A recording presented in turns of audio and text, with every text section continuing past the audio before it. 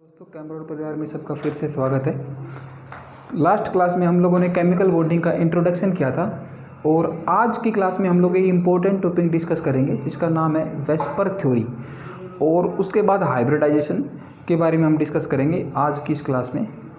तो अब चलिए हम स्टार्ट करते हैं। सबसे पहले तो लास्ट क्लास में मैंने आप लोगों को बताया था कि हर कंपाउंड अपना ऑक्टेट कंप्लीट करना चाहेगा, हाइड्रोजन और हीलियम अपना डुप्लेट कंप्लीट करना चाहेंगे। मतलब जब भी कोई बॉन्ड बनेगा तो एटम क्या चाहेगा, अपने 8 इलेक्ट्रॉन्स को पूरा करना चाहेगा। लेकिन ये सब चीज़ें 11th क्लास तक ही वैलिड थी। तो देखो ऑक्टेट से बहुत सारे एक्सेप्शंस भी होते हैं, तो उनमें से कुछ एक्सेप्शंस को हम लोग देखते हैं। तो सबसे पहले एक्सेप्शंस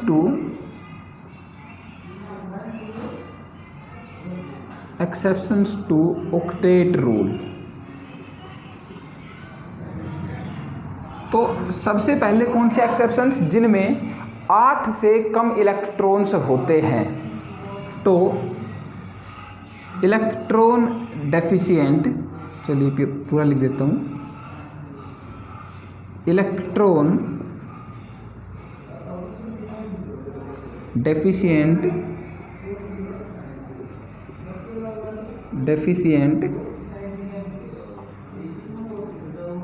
मॉलिक्यूल्स।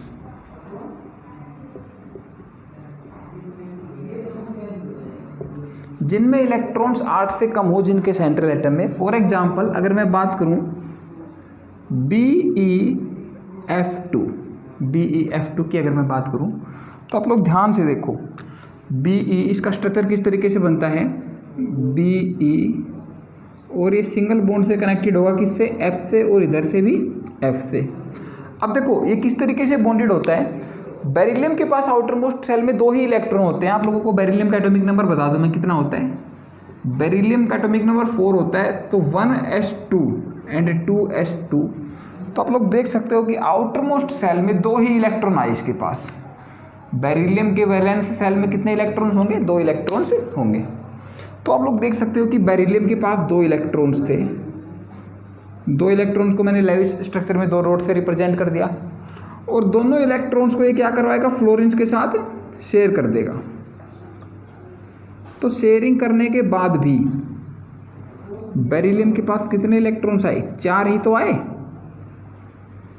अगर मैं इस वाले सर्कल की बात करूं तो बेरिलियम के पास 1 2 3 और 4 इलेक्ट्रॉन्स आए। तो आप लोगों को पता है इसके पास 4 हो गए। अच्छा अगर मैं फ्लोरीन की बात करूं तो इसके पास 7 इलेक्ट्रॉन्स थे पहले। फ्लोरीन हैलोजेंस के पास कितने इलेक्ट्रॉन्स होते हैं, 7। इस बात को आप लोग दिमाग में बिठा लो, हैलोजेंस के पास 7 इलेक्ट्रॉन्स होंगे। ये बहुत बारी होगा। और 1 इलेक्ट्रॉन इसने जो है बेरिलियम से शेयर कर लिया, तो इसके तो 8 हो गए कंप्लीट। फ्लोरीन के तो 8 इलेक्ट्रॉन्स कंप्लीट हो गए और इधर वाले फ्लोरीन के भी। लेकिन बेरिलियम जो कि सेंट्रल एटम था उसके 4 ही इलेक्ट्रॉन रह गए। तो इसका मतलब बेरिलियम क्या है, इलेक्ट्रॉन डेफिशिएंट स्पीसीज है। तो इलेक्ट्रॉन डेफिशिएंट स्पीसीज भी दुनिया में होते हैं। नेक्स्ट एग्जांपल की अगर मैं बात करूं BF3 for example, next example लीजिए BF3। अब देखो BF3 में क्या होता है। अच्छा अगर बोरोन की बात करूं तो बोरोन का एटॉमिक नंबर होता है 5 और इसके आउटर मोस्ट सेल में कितने इलेक्ट्रॉन्स होंगे, इसके आउटर मोस्ट सेल में 3 ही इलेक्ट्रॉन्स होंगे और तीनों इलेक्ट्रॉन्स इसने फ्लोरीन के साथ शेयर कर लिए। तो अब ध्यान से देखो इसके पास इलेक्ट्रॉन्स कितने आ गए। तो देखो शेयर कर लिए मतलब बोरोन का 1 इलेक्ट्रॉन और फ्लोरीन का 1 इलेक्ट्रॉन, बोरोन का 1 इलेक्ट्रॉन, फ्लोरीन का। तो इस तरीके से आप लोग गिन सकते हो बोरोन के पास कितने इलेक्ट्रॉन्स आए आउटर मोस्ट सेल में, 6 ही इलेक्ट्रॉन्स आए। लेकिन जो साइड वाला फ्लोरीन है इसके पास 8 इलेक्ट्रॉन, इसके पास भी 8, इसके पास भी 8, क्योंकि इनके पास तो 1 इलेक्ट्रॉन की कमी थी। तो 8 इलेक्ट्रॉन्स इनके क्या हो गए, कंप्लीट। लेकिन जो सेंट्रल एटम है वो क्या रह गया, इलेक्ट्रॉन डेफिशिएंट। बोलो रह गया नहीं रह गया, क्योंकि इसके पास सिर्फ 6 ही इलेक्ट्रॉन आए। तो ये जो सेंटर आया ये कैसा आया, it is electron deficient, boron centre. और यहाँ पे भी बेरिलियम जो एटम है वो क्या है, इलेक्ट्रॉन डेफिशिएंट। तो पहली बात तो इलेक्ट्रॉन्स 8 से कम भी हो सकते हैं। तो ये पहली एक्सेप्शन हो गई ऑक्टेट रूल में। ये कंपाउंड एग्जिस्ट करते हैं लेकिन इनके पास इलेक्ट्रॉन्स 8 से कम होते हैं। तो ये पहली एक्सेप्शन। दूसरी एक्सेप्शन जो है वो है odd electron species. Odd electron molecules. Odd electron molecules की अगर मैं बात करूं तो ऐसे कंपाउंड जिनके पास ओड इलेक्ट्रॉन मतलब 7 इलेक्ट्रॉन आ जाए किसी तरीके से, तो ऐसे कंपाउंड को मैं क्या बोलूंगा, odd electron species. For example अगर मैं NO की बात करूं, NO गैस, तो इसका जैसे एक एग्जांपल हम लोग देख लेते हैं, NO गैस। अब ध्यान से देखो NO का स्ट्रक्चर कैसे बनता है, ये बहुत इंपॉर्टेंट है आप लोगों के लिए। नाइट्रोजन के पास आउटर मोस्ट शेल में कितने इलेक्ट्रॉन्स होते हैं, 5, और ऑक्सीजन के पास आउटर मोस्ट शेल में कितने इलेक्ट्रॉन्स होते हैं भाई, 6। तो ये क्या करेंगे, एक डबल बॉन्ड बनाएंगे और 4 इलेक्ट्रॉन्स को शेयर करवा देंगे, ये बन गया डबल बॉन्ड, ये बन गया डबल बॉन्ड। अब गिनो ऑक्सीजन के इलेक्ट्रॉन्स को ध्यान से, ये मैं लेविस स्ट्रक्चर बना रहा हूँ एक तरीके से। तो ऑक्सीजन के इलेक्ट्रॉन्स कितने हो गए, 1 2 3 4 5 6। ये जो बॉन्ड वाले दोनों इलेक्ट्रॉन्स है ये ऑक्सीजन में भी गिने जाएंगे क्योंकि ये ऑक्सीजन के साथ इसने शेयर करवा दिए। ये वो सर्कल वाला स्ट्रक्चर ही है, सेम थिंग। तो 1 2 3 4 5 6 7 8 ऑक्सीजन के इलेक्ट्रॉन कितने हो चुके हैं भाई, 8। अब उसके बाद नाइट्रोजन के इलेक्ट्रॉन गिनो, 1 2 3 4 5 6 और एक 7। नाइट्रोजन के पास लेकिन कितने इलेक्ट्रॉन रह गए, 7 ही इलेक्ट्रॉन्स नाइट्रोजन के पास रह गए हैं। इसका ऑक्टेट कंप्लीट नहीं हो पाया है। किसी भी तरीके से हम नाइट्रोजन का ऑक्टेट कंप्लीट नहीं करवा सकते। आप लोग एक तरीका बोल सकते हो कि सर हम क्या करवाएंगे, एक कोऑर्डिनेट बॉन्ड के बारे में आपने पढ़ाया था। तो ऑक्सीजन अपने इस लोन पेयर को डोनेट कर देगा नाइट्रोजन को, चलो कर देगा मान लेते हैं। तो ऑक्सीजन के पास तो 8 ही रहेंगे क्योंकि इसके 2 इलेक्ट्रॉन अब शेयरिंग में आ रहे हैं, लेकिन वो ऑक्सीजन से दूर तो नहीं गए हैं, लेकिन नाइट्रोजन के साथ काउंट हो गए। तो नाइट्रोजन के इलेक्ट्रॉन कितने हो जाएंगे आप लोगों की, मान लेते हैं 1 मिनट के लिए 9 इलेक्ट्रॉन्स।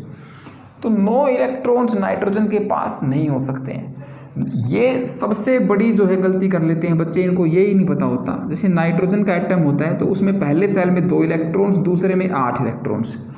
तो पहले सेल में कितने इलेक्ट्रॉन्स आ सकते हैं, सिर्फ 2, और दूसरे में 8 आ सकते हैं। 9 इलेक्ट्रॉन्स नहीं आ सकते सेकंड सेल के अंदर। तो 9 इलेक्ट्रॉन्स की इसके पास क्या नहीं होती है, जगह नहीं होती है। तो ये गलत है। 8 से कम हो सकते हैं इलेक्ट्रॉन्स, 8 से ज़्यादा नहीं हो सकते, क्योंकि नाइट्रोजन के पास 8 से ज़्यादा इलेक्ट्रॉन्स की जगह ही नहीं होती है। तो ये इसमें 7 इलेक्ट्रॉन्स, तो इसमें एक क्या आ गया, ओड इलेक्ट्रॉन भी आ गया है।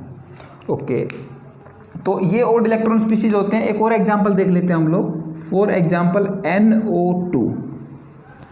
NO2 की मैं बात करूंगा तो देखो NO2 का स्ट्रक्चर किस तरीके से होता है, नाइट्रोजन, और ये सारे स्ट्रक्चर्स आप लोग बार बार बनाओ तो आपके दिमाग में बैठ जाएंगे।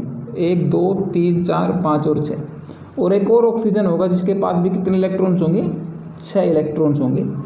और नाइट्रोजन के पास कितने इलेक्ट्रॉन्स होंगे, 5, 1 2 3 4 एंड 5, 5 इलेक्ट्रॉन्स आ गए। अब 5 में से देखो नाइट्रोजन क्या करवाता है, इधर से नाइट्रोजन ने बना लिया एक क्या, डबल बॉन्ड।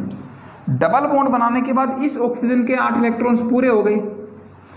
अब नाइट्रोजन अगर इधर से भी डबल बॉन्ड बना लेगा तो भाई डबल बॉन्ड से ऑक्सीजन के तो 8 इलेक्ट्रॉन कंप्लीट हो जाएंगे, लेकिन नाइट्रोजन के कितने हो गए, 1 2 3 4 5 6 7 8 और एक 9। कितने इलेक्ट्रॉन्स हो गए, 9। देखो ध्यान से मैं क्या कहना चाह रहा हूँ कि नाइट्रोजन के ये जो 2 इलेक्ट्रॉन्स हैं इनसे जुड़ जाएं बस, जैसे कि वो डबल बॉन्ड बना लें।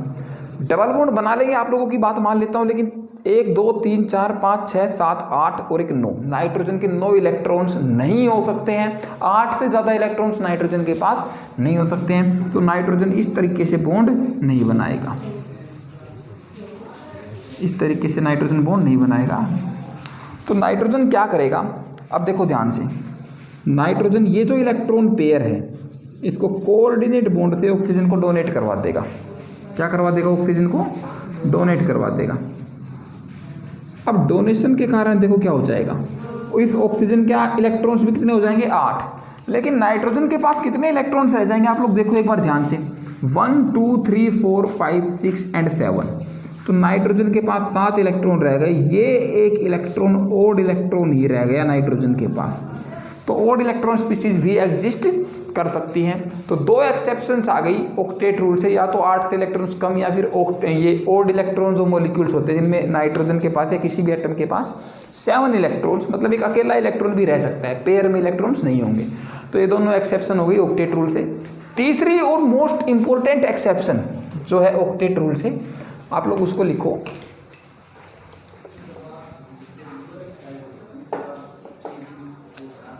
Next is octet expansion.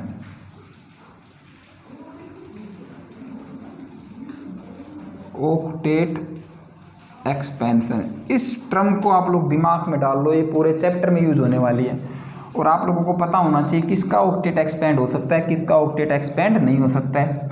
तो ऑक्टेट एक्सपेंशन की अगर मैं बात करूं, मतलब इलेक्ट्रॉन्स, वैलेंस इलेक्ट्रॉन्स, पहली बात कौन से electrons, valence electrons, valence electrons more than 8 से ज़्यादा वैलेंस इलेक्ट्रॉन्स हो जाएं, जैसे कि फॉर एग्जाम्पल अगर मैं बात करूं PCl5 की, किसकी बात कर रहा हूं, PCl5 की। अब फॉस्फोरस देखो कहाँ पे एग्जिस्ट करता है, फॉस्फोरस है, एटॉमिक नंबर फॉस्फोरस का अगर मैं बात करूं 15 होता है। तो देखो ये तो आपको याद होना चाहिए, अभी तक एटॉमिक नंबर से आप लोग याद कर लो। तो पहले सेल में 2 इलेक्ट्रॉन, दूसरे सेल में 8 इलेक्ट्रॉन्स होंगे इसके पास, और थर्ड सेल में कितने इलेक्ट्रॉन्स आएंगे इसके पास, 5 इलेक्ट्रॉन्स। तो तीसरे सेल में इसके पास 5 इलेक्ट्रॉन्स है, वैलेंसी सेल में फॉस्फोरस के पास, और 5 क्लोरीन है। तो देखो ध्यान से बनाओ इसका स्ट्रक्चर, 1 2 3 4 और 5, फॉस्फोरस के पास 5 इलेक्ट्रॉन्स, पाँचों इलेक्ट्रॉन्स को ये 5 क्लोरीन के साथ क्या करवा देगा, शेयर करवा देगा। तो Cl इधर शेयर किया, 1 क्लोरीन के साथ यहाँ पे शेयर किया, 1 क्लोरीन के साथ यहाँ पे शेयर किया, 1 क्लोरीन के साथ ये, और 1 क्लोरीन के साथ ये शेयर किया। तो अब आप लोगों ने, हम लोग देखो क्लोरीन को एक इलेक्ट्रॉन की जरूरत है, ये हैलोजन है, हैलोजन्स के पास 7 इलेक्ट्रॉन होते हैं आउटर मोस्ट सेल में। तो ये इसको 1 इलेक्ट्रॉन शेयरिंग से बल्कि 8 हो गए इसके पूरे, इसके भी 8 8 8 8 8। लेकिन फॉस्फोरस के कितने हो गए 5 मूड बनाते टाइम, फॉस्फोरस के 1 2 3 4 5 6 7 8 9 10, कितने इलेक्ट्रॉन हो गए भाई फॉस्फोरस के पास आउटर मोस्ट सेल में, 10 इलेक्ट्रॉन हो चुके हैं फॉस्फोरस के पास। आप लोग बोलोगे भाई 8 से ज़्यादा इलेक्ट्रॉन कैसे हो गए, तो ध्यान से देखो, मैंने आप लोगों को एटॉमिक स्ट्रक्चर में बताया था कि किसी भी सेल के अंदर कितने इलेक्ट्रॉन्स आ सकते हैं, उसका फॉर्मूला होता है 2n²। तो पहले सेल में कितना होंगे, 2 × 1 का स्क्वायर मतलब 2 इलेक्ट्रॉन, इसीलिए तो हाइड्रोजन हीलियम का डुप्लेट कंप्लीट होता है। सर दूसरे सेल में कितने इलेक्ट्रॉन्स आएंगे, 2 × 2² 8 इलेक्ट्रॉन्स, और तीसरे सेल में कितने आएंगे, 3 का square, it will be equal to 18 electrons, और चौथे सेल में 4 × 4 का 2 × it is equal to 36 electrons. तो ध्यान से देखो तीसरे सेल में कितने इलेक्ट्रॉन्स आ पा रहे हैं, 18 इलेक्ट्रॉन आ रहे हैं। मतलब 8 से ज़्यादा इलेक्ट्रॉन्स भी हो सकते हैं, कब, जब एलिमेंट थर्ड पीरियड का हो या थर्ड पीरियड से हायर पीरियड का हो। मतलब कि मैं ये कहना चाह रहा हूँ, आप लोग दिमाग में इस बात को डाल लो कि कोई भी एलिमेंट जो थर्ड पीरियड का या उससे हायर एलिमेंट हो, तो उसकी अंदर इलेक्ट्रॉन्स 8 से ज़्यादा आ सकते हैं। कितने इलेक्ट्रॉन्स आ सकते हैं, 18, और फोर्थ वाले में 36 भी आ सकते हैं आउटर मोस्ट सेल में, वैलेंस सेल में। तो इसको पॉइंट बना के आप लोग लिख लो कि element of third period, third और हायर पीरियड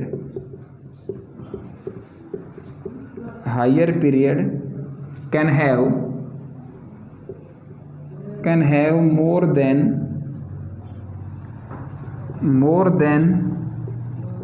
8 इलेक्ट्रॉन्स। मतलब उनमें क्या हो सकता है, ऑक्टेट एक्सपेंशन हो सकता है, ऑक्टेट क्या हो सकता है, उनमें एक्सपेंड हो सकता है। अच्छा अब देखो इस चीज़ को दिमाग में डाल लो, सेकेंड पीरियड कौन सा पीरियड होता है, मैं आपको बता देता हूँ जल्दी जल्दी एक बार। सेकेंड पीरियड कौन सा पीरियड होता है, सेकेंड पीरियड में कौन कौन से एलिमेंट्स आते हैं आप लोग देख लो। जैसे कि पहला एलिमेंट आएगा लिथियम, फिर next is beryllium, next is boron, carbon, nitrogen, oxygen, fluorine, neon. ये होता है सेकेंड पीरियड।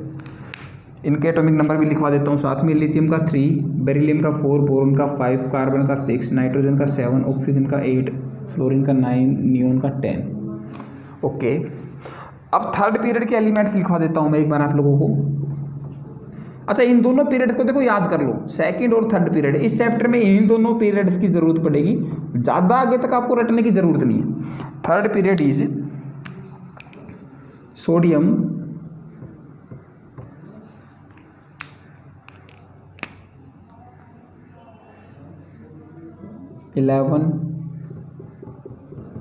सोडियम, मैग्नीशियम, ये तो मेटल्स हैं, इनकी भी ज़रूरत नहीं पड़ेगी। बोरॉन से आगे की हमें ज़रूरत पड़ेगी।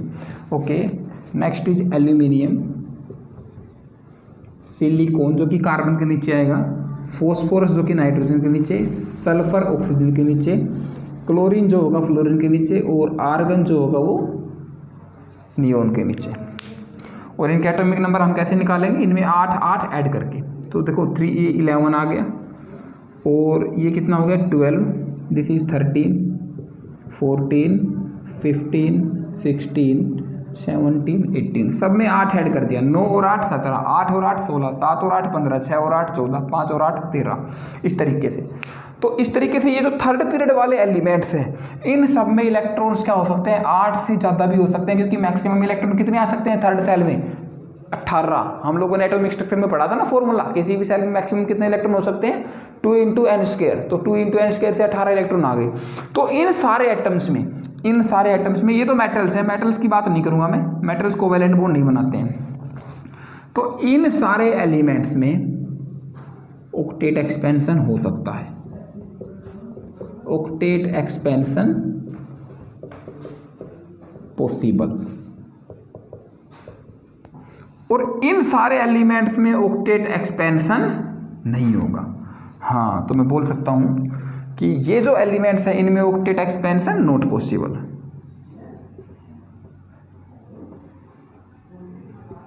ऑक्टेट एक्सपेंशन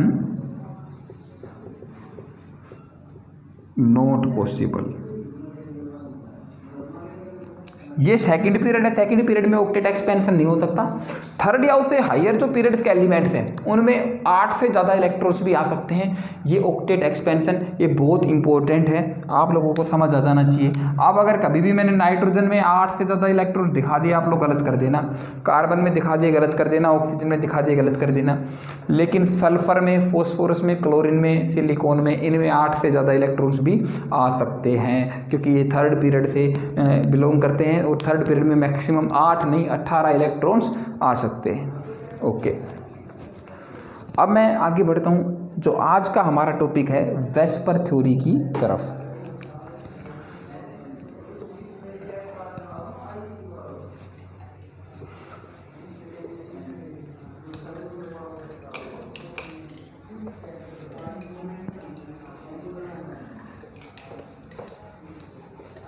वेस्पर का मतलब होता है valence shell electron pair repulsion theory.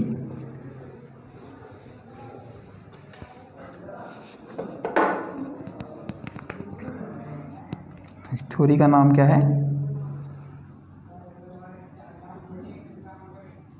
Valence shell electron pair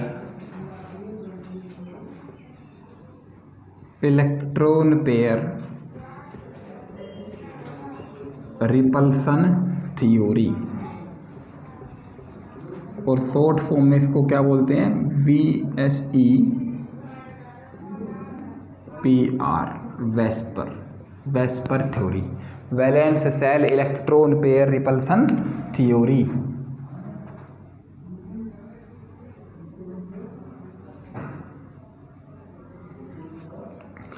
इसने क्या बताया कि जो बॉन्ड जब भी मॉलिक्यूल के अंदर बॉन्ड बन जाते हैं, तो जो ये बॉन्ड पेयर्स बन रहे हैं या फिर लोन पेयर्स जो बन रहे हैं, तो ये आपस में क्या करते हैं, रिपेल करते हैं। आपस में क्या करते हैं, रिपेल करते हैं। अच्छा, मैं वेस्पर थ्योरी से करवाने से पहले आपको लोन पेयर और बॉन्ड पेयर में डिफरेंस बता देता हूँ क्या होता है। मान लो मेरे पास कोई भी कंपाउंड है NH3, तो NH3 के अंदर आप लोग इसको एक पॉइंट बना के लिख लो, वेस्पर थ्योरी से पहले लिख लो या अलग से लिख लो नोटबुक के अंदर कहीं पे।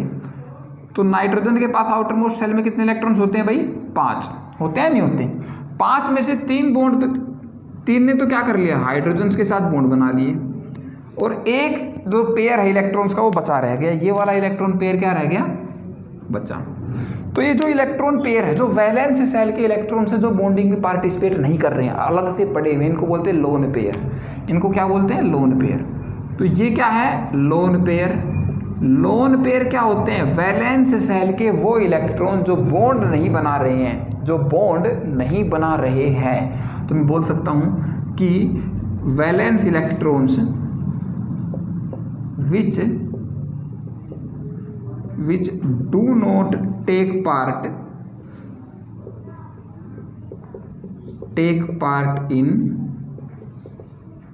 in bonding, उनको मैं क्या बोलूँगा, लोन पेयर्स। अच्छा, ये जो इलेक्ट्रॉन पेयर्स हैं, ये वाला, ये वाला, ये वाला, ये वाला, ये वाला, ये सारे के सारे क्या है, ये जो इलेक्ट्रॉन पेयर है, ये जो इलेक्ट्रॉन पेयर है, ये जो इलेक्ट्रॉन पेयर है, ये जो बॉन्ड बना रखे हैं, बॉन्ड में भी दो इलेक्ट्रॉन होते हैं शेयर, तो ये क्या है, these are bond pairs, these are bond pairs. Bond pairs में हम लोग कौन से इलेक्ट्रॉन्स को दिखाते हैं, जो बॉन्डिंग में टेक पार्ट करते हैं।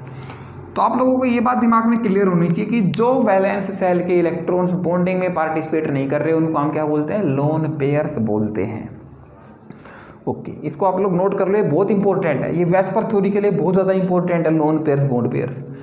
तो अब मैं क्या कहना चाह रहा हूँ वेस्पर थ्योरी के अंदर, इसको सुनो, इसको सुनो। अब वेस्पर थ्योरी ने ये बताया कि मान लो मेरे पास कंपाउंड है BF3, सबसे सिंपल वाला लेके चलते हैं, BF3। तो बोरोन के पास कितने इलेक्ट्रॉन्स होते हैं भाई, 3। तीनों इसने क्या किए, 3 वैलेंस इलेक्ट्रॉन्स होते हैं बोरोन के पास। अब ये बात मैं बार बार नहीं समझाऊंगा कि इसका एटॉमिक नंबर 5 होता है, पहले सेल में 2, दूसरे सेल में 3 इलेक्ट्रॉन्स है, ये आपको पता होना चाहिए। बोरोन के आउटर मोस्ट सेल में कितने इलेक्ट्रॉन्स होते हैं, 3। तो अब इसने तीनों इलेक्ट्रॉन से क्या करवा लिया, पेयर करवा लिया। अब इसके पास कितने बॉन्ड पेयर्स आ गए, 1 बॉन्ड पेयर, 1 और 3 बॉन्ड पेयर्स आ गए, या कभी कभी लोन पेयर भी हो सकता है, इसमें कोई भी लोन पेयर नहीं है। तो वेस्पर थ्योरी ने क्या बताया, वेस्पर थ्योरी ने बताया कि ये बॉन्ड पेयर्स आपस में क्या करते हैं, रिपेल करते हैं, एक दूसरे को दूर भेजते हैं। ये इसको रिपेल करेगा, ये इसको रिपेल करेगा, तीनों आपस में रिपेल करेंगे, तीनों आपस में क्या करेंगे, repel.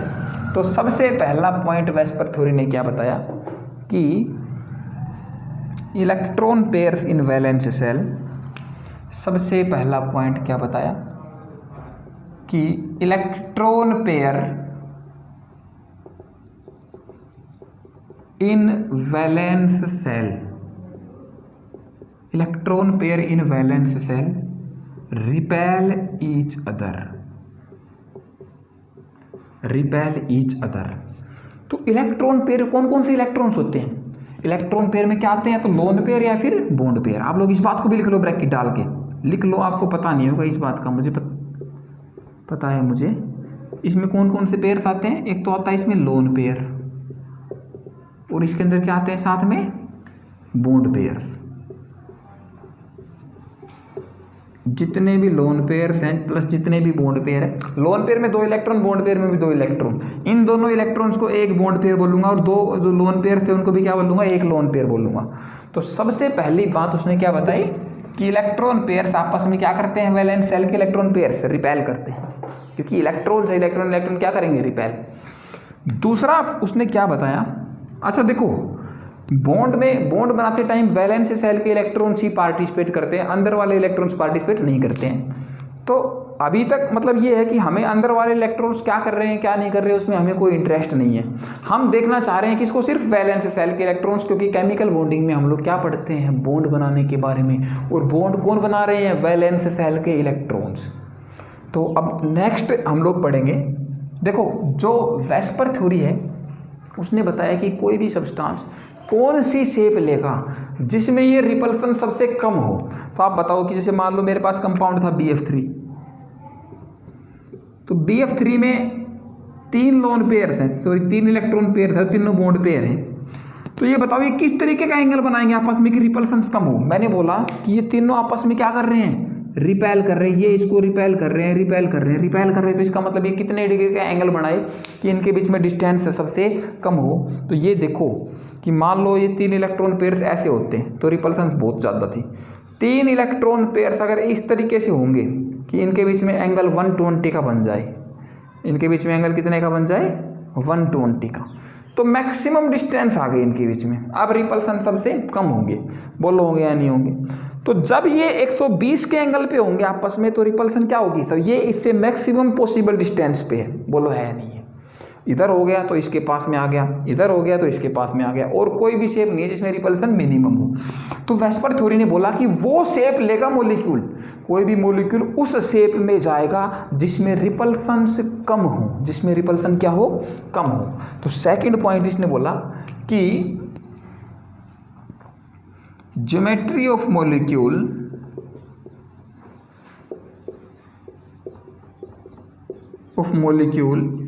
is such that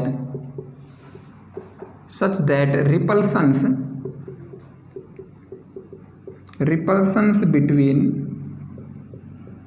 between valence shell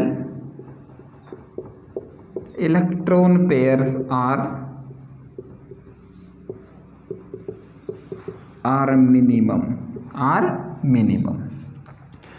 मतलब कि किसी भी सब्सटेंस की जैसे ज्योमेट्री इस तरीके से होगी कि वैलेंस सेल के जो इलेक्ट्रॉन पेयर्स उसमें रिपल्सन क्या हो, सबसे कम। यहाँ पे सबसे कम रिपल्सन कम होगी जब इनके बीच में एंगल कितने का है, 120 डिग्री का, 120 डिग्री का, और इसमें भी क्या है, 120 डिग्री का। बोलो है या नहीं है? तो ओके, अब नेक्स्ट पॉइंट उसने क्या बताया। नेक्स्ट पॉइंट एक इंपॉर्टेंट पॉइंट है, थर्ड पॉइंट एक निर्धारक पॉइंट है ये वेस्पर थ्योरी का। इसने क्या बताया कि जो लोन पेयर होता है ना इलेक्ट्रॉन्स का, वो ज़्यादा रिपेल करता है। लोन पेयर क्या करता है, ज़्यादा रिपेल करता है as compared to bond pair. क्यों? क्योंकि लोन पेयर के जो दो इलेक्ट्रॉन्स हैं वो एक न्यूक्लियस के कंट्रोल में है। आप लोग देख सकते हो इसको कि जैसे मान लेता हूँ NH एंड H, ये जो दोनों इलेक्ट्रॉन्स हैं ना, लोन पेयर वाले दोनों इलेक्ट्रॉन्स, आप लोग ध्यान से समझो इस चीज़ को, ये दोनों इलेक्ट्रॉन्स एक ही न्यूक्लियस के कंट्रोल में है, नाइट्रोजन की, और बॉन्ड पेयर वाले दो न्यूक्लियस के। तो जो एक न्यूक्लियस के कंट्रोल में है वो ज़्यादा फैल के रहेंगे। क्या रहेंगे? ज़्यादा फैल के। तो अगर ये खुद ज़्यादा फैल के रहेंगे तो साइड वालों को क्या करेंगे, दबाएंगे, साइड वालों को क्या करेंगे, ज़्यादा रिपेल करेंगे। तो इसीलिए लोन पेयर स्लाइटली ज़्यादा रिपेल करता है as compared to bond pair. तो इस बात, क्योंकि दोबारा बताता हूँ, क्योंकि लोन पेयर जो होता है वो एक ही न्यूक्लियस के कंट्रोल में होता है, तो वो ज़्यादा फैल के रहेगा, डिफ्यूज रहेगा, तो दूसरों को ज़्यादा रिपेल करेगा। लेकिन बॉन्ड पेयर दो न्यूक्लियस के कंट्रोल में होता है, अपनी जगह पे बने रहेंगे, ज़्यादा फैलेंगे नहीं, ज़्यादा नहीं फैलेंगे, तो इसका मतलब वो रिपेल भी कम करेंगे। तो तीसरा पॉइंट जो मोस्ट इम्पोर्टेंट है, lone pairs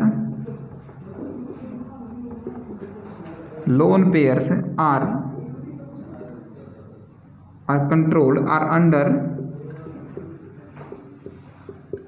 under control of one nucleus, hence, यहाँ से इंपॉर्टेंट पॉइंट है, इसको आप लोग रट लो, hence repulsions by lone pair, hence repulsions by lone pair are more than, hence repulsions by lone pair are more than bond pairs। Okay, मतलब मैं ये बोल रहा हूँ कि एक लोन पेयर दूसरे लोन पेयर को ज़्यादा रिपेल करेगा। मतलब रिपल्सन किसकी ज़्यादा है भैया, आप लोग बताओ एक बार। रिपल्सन ज़्यादा है किसकी, लोन पेयर की। तो दो लोन पेयर्स आपस में बहुत ज़्यादा रिपेल करेंगे, क्योंकि दोनों ही क्या कर ले, हाईली डिफ्यूज्ड हैं। दोनों ही हाईली डिफ्यूज मतलब कि दोनों ही फैले हुए हैं, दोनों आपस में क्या करेंगे, बहुत ज़्यादा एक दूसरे को रिपेल करेंगे। उसके बाद एक लोन पेयर एक बॉन्ड पेयर को रिपेल करेगा। बोलो करेगा या नहीं करेगा? और सबसे कम रिपल्सन्स होंगे बॉन्ड पेयर के बीच में और बॉन्ड पेयर के बीच में। तो ये इस पे लगा लो आप लोग वेरी। ये किसकी बात कर रहा हूँ मैं, इलेक्ट्रॉन रिपल्सन्स की। ये किसकी बात कर रहा हूँ, रिपल्सन्स की। मतलब रिपल्सन्स जो हैं वो लोन पेयर में ज़्यादा होंगी और लोन पेयर बॉन्ड पेयर में कम, और बॉन्ड पेयर में सबसे ज़्यादा कम होंगे रिपल्सन्स। लिख लो इसको, इसके सामने लगा लो, very very very very very important. ये नींव है मानो आगे स्ट्रक्चर्स की, कि लोन पेयर में रिपल्सन ज़्यादा, लोन पेयर बॉन्ड पेयर में थोड़ी कम, और बॉन्ड पेयर में रिपल्सन सबसे ज़्यादा कम। इसको लिख लो। अच्छा, फोर्थ और लास्ट पॉइंट बताता हूँ वेस्पर थ्योरी का, इसके बाद इसका यूज करना सीखेंगे हम लोग। फोर्थ और लास्ट पॉइंट बताता हूँ वेस्पर थ्योरी का आप लोगों को। फोर्थ और लास्ट पॉइंट ये कहता है कि मान लो कभी डबल बॉन्ड आ गया, बॉन्ड पेयर में क्या आ गया, डबल बॉन्ड, या कभी ट्रिपल बॉन्ड आ गया, तो उनको एक पेयर ही कंसीडर करना है। उनको क्या कंसीडर करना है, एक ही पेयर कंसीडर करना है। अगर मेरे पास मान लो डबल बॉन्ड आ गया, जैसे ऑक्सीजन ऑक्सीजन डबल बॉन्ड हो गया, या कार्बन कार्बन डबल बॉन्ड, तो डबल बॉन्ड भी तो एक तरीके से बॉन्ड पेयर है या नहीं है? तो इसको दो बॉन्ड पेयर कंसीडर नहीं करेंगे, इसको एक ही बॉन्ड पेयर कंसीडर करना है। हाँ, तो मैं फोर्थ और लास्ट पॉइंट ये है कि double and triple bonds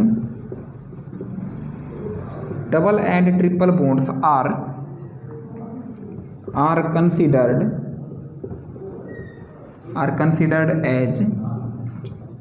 as one super bond pair only, one super bond pair only। लेकिन रिपल्सन्स की बात करूं ना, तो देखो ये तो है तो बॉन्ड पेयर ही, तो बॉन्ड पेयर की रिपल्सन तो सबसे कम होती है, लेकिन फिर भी रिपल्सन्स की बात करूं तो स्लाइटली ट्रिपल बॉन्ड थोड़ा सा ज़्यादा, क्योंकि ट्रिपल बॉन्ड में 6 इलेक्ट्रॉन होते हैं भाई, 3 बॉन्ड बन रहे तो कितने इलेक्ट्रॉन आएंगे, 6। ट्रिपल बॉन्ड में रिपल्सन थोड़े से ज़्यादा होंगे as compare to double bond, as compare to single bond. इस बात को आप लोग दिमाग में डाल लो, रिपल्सन ट्रिपल बॉन्ड में ज़्यादा होंगे as compare to double bond, as compare to single bond, लेकिन उनको हम बॉन्ड पेयर एक ही कंसीडर करेंगे। अब आप लोग पूछ सकते हो कि सर ये क्यों किया हमने, हम तो इसको 2 बॉन्ड पेयर भी तो कंसीडर कर सकते थे, क्योंकि 4 इलेक्ट्रॉन शेयर हो रहे हैं, तो इसलिए हम लोग इसको मैं रब कर देता हूँ, फिर समझाऊंगा, आप लोग नोट कर लो इसको। तो इसलिए हम उसको एक पेयर कंसीडर करते हैं। मैं आपको ये भी समझा देता हूँ, देखो ये जो वेस्पर थ्योरी वगैरह मैं पढ़ रहा हूँ ना, ये किसके लिए पढ़ रहा हूँ, ताकि मैं शेप निर्धारित कर पाऊँ मॉलिक्यूल्स की, शेप कौन सी आएगी जिसमें रिपल्सन मिनिमम हो। अब देखो ध्यान से, जैसे मान लेता हूँ मैंने कंपाउंड बनाया कि कार्बन डबल बॉन्ड ऑक्सीजन और एक तरफ हाइड्रोजन, दूसरी तरफ भी क्या है, हाइड्रोजन, ये मैंने एक कंपाउंड बनाया। और अब इस कंपाउंड को ध्यान से देखो, इसमें कितने इलेक्ट्रॉन पेयर्स हैं, एक तो ये वाला, एक ये वाला और एक ये वाला, 3 इलेक्ट्रॉन पेयर्स है। 3 इलेक्ट्रॉन के पेयर्स के बीच में एंगल कितना होता है, लगभग 120 डिग्री का होता है ना। आप लोग बोलोगे कि सर मैं इनको 4 मान लूंगा, मैं इनको क्या मान लूंगा, अलग अलग इलेक्ट्रॉन पेयर्स मान लूंगा। तो भाई आप लोग ये बताओ मुझे, क्या ये दोनों बॉन्ड, एक बॉन्ड इधर जा रहा है एक बॉन्ड इधर जा रहा है, क्या ऐसा हो रहा है, नहीं हो रहा है ना ऐसा। तो ये दोनों जो डबल बॉन्ड है ये एक साथ ही तो जा रहे हैं कि तो डायरेक्शन में, बोलो जा रहे नहीं जा रहे। तो इसीलिए क्योंकि ये अलग अलग डायरेक्शन में नहीं फैल रहे हैं, वरना 4 के हिसाब से तो शेप कुछ और आनी थी, 4 इलेक्ट्रॉन पेयर के हिसाब से तो शेप क्या आनी थी, टेट्राहेड्रल। लेकिन ये तो बिल्कुल एक ही डायरेक्शन में जाएंगे, जिधर एक बॉन्ड जाएगा उसी डायरेक्शन में दूसरा बॉन्ड जाएगा, ये तो किसी नई डायरेक्शन में जा ही नहीं सकता। तो नई डायरेक्शन में नहीं जा सकता तो मतलब कि क्या है, ये दोनों चिपक रखे हैं एक साथ, तो इनको मैं क्या मान लेता हूँ, सिंगल बॉन्ड। लेकिन अगर इनको 4 मानते तो देखो एक बार हम 4 वाले का एग्जाम्पल डिस्कस कर लेते हैं। हम लोगों ने 2 और 3 का केस देख लिया है। जैसे 2 का केस मैं बताता हूँ आप लोगों को। 2 का केस मैंने क्या बताया था, BeF2, और शेप क्या आई थी इसमें, BE, और एक F था और दूसरी साइड दूसरा F था। रिपल्सन्स दोनों इलेक्ट्रॉन पेयर में मिनिमम कब होगी, मिनिमम रिपल्सन्स कब होगी दोनों इलेक्ट्रॉन पेयर्स में, जब ये मैक्सिमम डिस्टेंस पे हो, मतलब एंगल कितना हो इनके बीच में, 180 डिग्री। अब आप लोग देख सकते हो मॉलिक्यूल कैसा है, ये लीनियर मॉलिक्यूल है। कैसा मॉलिक्यूल है भाई, ये मॉलिक्यूल मेरा लीनियर है। ओके, अब नेक्स्ट जैसे मैं मॉलिक्यूल की बात करूँ तो नेक्स्ट मॉलिक्यूल क्या होता है, BF3। तो BF3 की अगर मैं बात करूँगा तो देखो BF3 में मैंने क्या बताया था कि डिस्टेंस बहुत ज़्यादा होनी चाहिए, मैक्सिमम डिस्टेंस पे होनी चाहिए तीनों इलेक्ट्रॉन पेयर्स। तो मैक्सिमम डिस्टेंस पे होंगे तो रिपल्सन क्या होगी, मिनिमम। तो आप लोगों को पता है एंगल कितने का आएगा मैक्सिमम डिस्टेंस के लिए, 120 डिग्री का। बोलो आएगा या नहीं आएगा, समझ रहे हो भाई। हाँ, तो अब जैसे कि इसमें BF3 के अंदर क्या आ गया, 120 डिग्री का एंगल आ गया, और इसकी शेप कैसी हो जाएगी, ये ट्राइंगुलर शेप हो गई। बोलो हो गई या नहीं होगी, ट्राइंगुलर और एक प्लेन में है, तो इस शेप का नाम क्या होगा, ट्राइगोनल प्लेनर। एक ट्राइंगल बन रही है एक ही प्लेन में, ब्लैक बोर्ड के प्लेन में, प्लेन से बाहर हमारा फिगर नहीं जा रहा है, तो ये शेप हो गई ट्राइगोनल प्लेनर। अच्छा, मैंने क्या बताया कि शेप किस तरीके से देखते हैं हम लोग कि मिनिमम रिपल्सन रही, शेप या ज्योमेट्री किसके हिसाब से सेट होगी,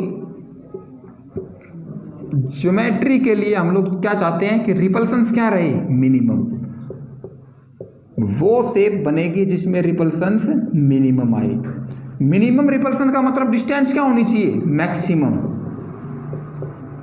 maximum distance between electron pairs. इस बात का आप लोग दिमाग में रखो, रटने की ज़रूरत नहीं है, कुछ भी रटने की ज़रूरत नहीं है आप लोग कि कहीं इसको रटने लग जाओ कि BF2 में, BEF2 में लीनियर, BF3 में ट्राइगोनल प्लेनर। आप लोगों को कॉमन सेंस होनी चाहिए कि मिनिमम रिपल्शन कब होगी, जब तीनों के बीच में एंगल क्या आएगा, 120 डिग्री का। बोलो होगी है। अच्छा, इसके बाद मैं 4 वाला एक कंपाउंड लेके चलता हूँ। 4 वाला एक कंपाउंड मैं लेके चलता हूँ, 4 इलेक्ट्रॉन पेयर्स वाला। फॉर एग्जाम्पल जैसे मेरे पास कंपाउंड है CH4। कंपाउंड क्या है, CH4। कार्बन के आउटर मोस्ट सेल में 4 इलेक्ट्रॉन होते हैं, कार्बन का एटॉमिक नंबर होता है 6, तो 2,4। सेकंड सेल में 4 इलेक्ट्रॉन होते हैं कार्बन में। चारों इलेक्ट्रॉन्स एक एक हाइड्रोजन के साथ बॉन्ड बना लेंगे, कार्बन के 8 हो गए, हाइड्रोजन का डुप्लेट कंप्लीट। तो मैं इसकी शेप ऐसी आएगी, देखो कार्बन, हाइड्रोजन, हाइड्रोजन,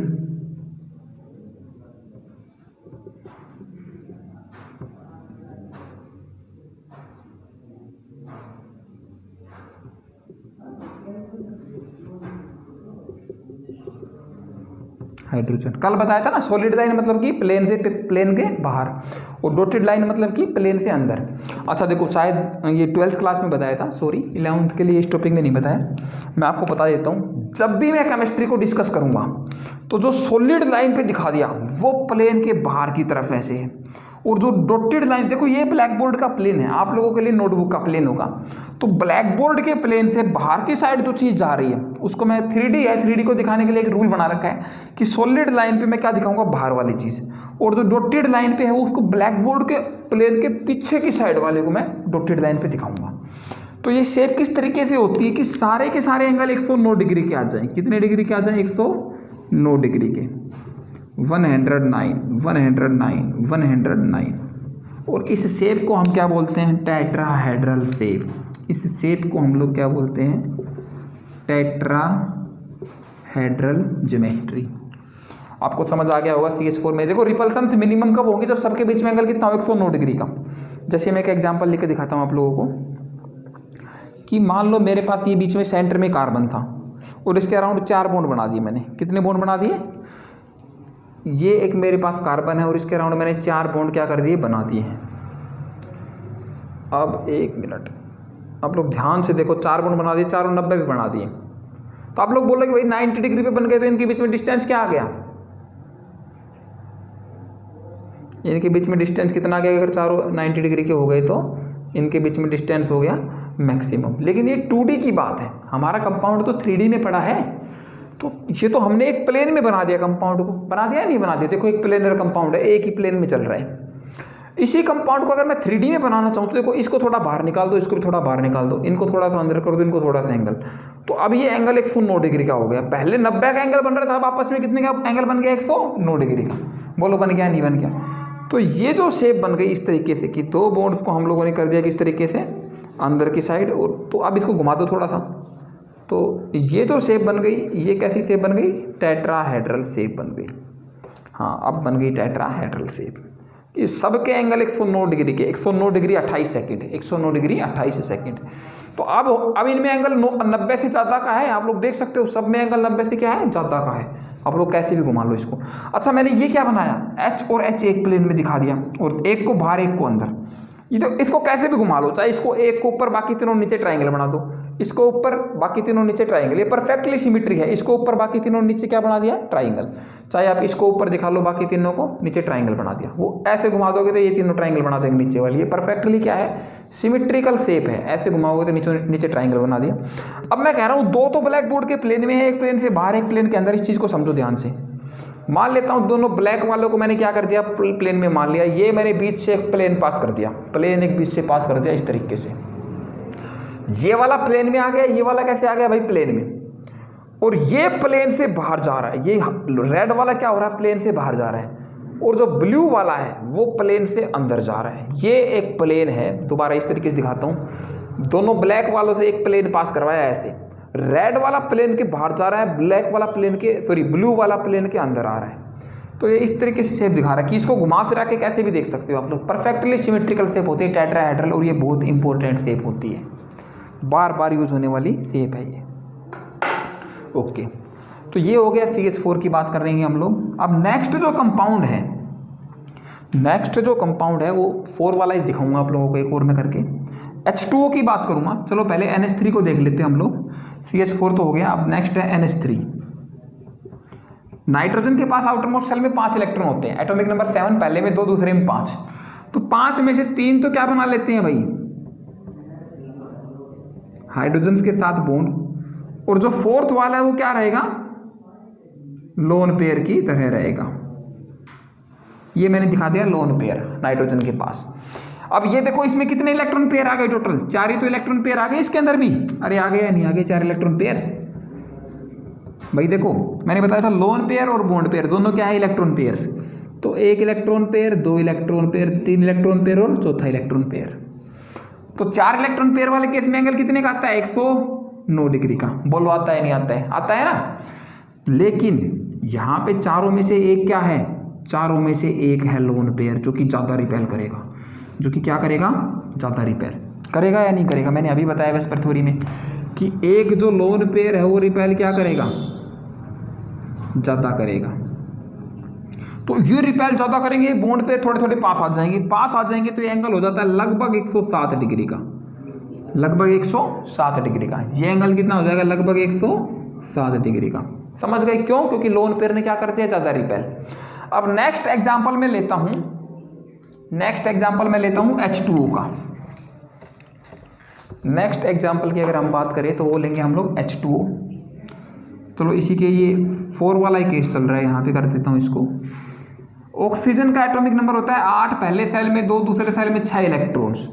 तो इसको बनाता हूँ। ऑक्सीजन ने 6 इलेक्ट्रॉन्स होते हैं, 1, 2, 3, 4, 5 और 1 6। समझ गए आप लोग। 6 में से 2 इलेक्ट्रॉन्स को इसने हाइड्रोजन के साथ क्या करवाया भाई, शेयर करवा दिया। इसके पास कितने लोन पेयर रह गई, 2 लोन पेयर।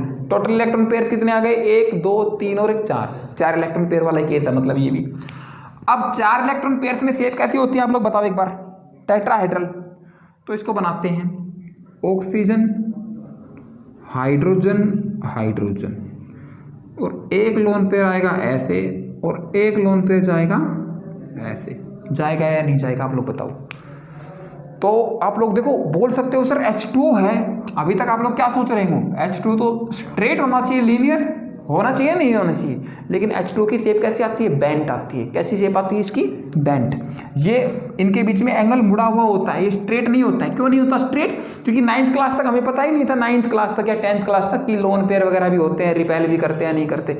लेकिन अब हमें दिख रहे हैं कि ऑक्सीजन के पास 2 क्या है, लोन पेयर, जो कि ज़्यादा रिपेल करेंगे। ज़्यादा रिपेल करेंगे, इस बात का मतलब क्या है, इस बात का मतलब ये है कि देखो 4 इलेक्ट्रॉन पेयर में एंगल कितना होना चाहिए था, 109 का। लेकिन मैंने बताया कि लोन पेयर क्या करते हैं, ज़्यादा रिपेल। तो ये लोन पेयर है भाई, ये भी क्या है, लोन पेयर। जाहिर सी बात है 2 लोन पेयर बहुत ज़्यादा रिपेल करेंगे as compare to 1 lone pair. तो दोनों लोन पेयर्स ने आपस में रिपेल किया, फिर दोनों लोन पेयर्स ने बॉन्ड पेयर्स को रिपेल किया। तो बॉन्ड पेयर में बेचारे में एंगल बचेगा 104 डिग्री का। कितना बचेगा, 104 डिग्री का। समझ गए आप लोग। तो ये शेप होती है H2O की, क्योंकि इसमें 2 लोन पेयर है तो रिपल्सन ज़्यादा। तो 109 से घट के एंगल कितना हो जाएगा, 104। और यहाँ पे जो टेट्राहेड्रल का एंगल होता है उसका आप लोग याद कर लो, 109 डिग्री 28 मिनट का। 109 डिग्री 28 मिनट का टेट्राहेड्रल का परफेक्ट एंगल होता है। तो ये थी दोस्तों वेस्पर थ्योरी। मान लो आगे 5 इलेक्ट्रॉन पेयर आ जाएंगे तो उसके हिसाब से 5 इलेक्ट्रॉन पेयर्स के बीच में हम लोग शेप आगे पढ़ लेंगे, धीरे धीरे एग्जांपल पढ़ेंगे। 6 इलेक्ट्रॉन पेयर्स में ऑक्टाहेड्रल शेप होगी, 7 के अंदर पेंटागोनल बाई पिरामिडल शेप होगी। तो ये सब हम आगे पढ़ लेंगे, डिफरेंट कंपाउंड्स के बारे में पढ़ेंगे। लेकिन ये हमारी वेस्पर थ्योरी थी। वेस्पर थ्योरी ने क्या बताया था, दोबारा बताता हूँ कि कंपाउंड उस तरीके की शेप में जाएगा जिसके अंदर उसके अंदर रिपल्सन क्या आए, मिनिमम आए। तो चलो अब नेक्स्ट टॉपिक हम लोग पढ़ते हैं, वो है हाइब्रिडाइजेशन। वो क्या है, हाइब्रिडाइजेशन।